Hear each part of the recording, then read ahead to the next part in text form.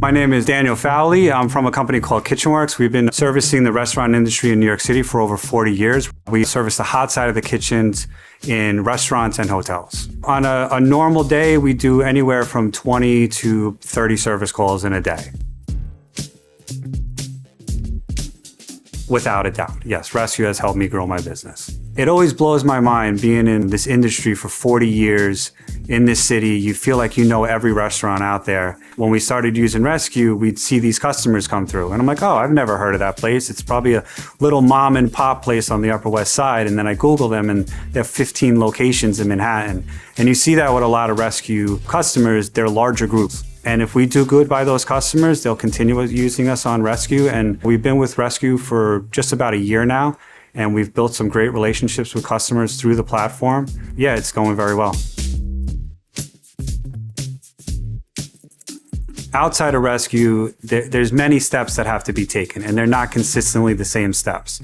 So a customer could text in a service call in a service call, email a service call. They talk to this person, they talk to that person. Then they have to put in the dispatch. We have to set up payment. We have to do all this extra work. And ResQ, I could be out to dinner with my family and it pops up on my phone that I got a ResQ service call.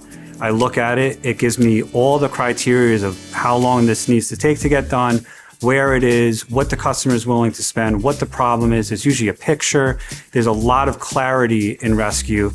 And I can, as a vendor, in that moment, decide if this fits with my company, and I can accept it or I can deny it. One of the biggest challenges we've faced for 40 years is consistently getting paid in an appropriate time from our customers.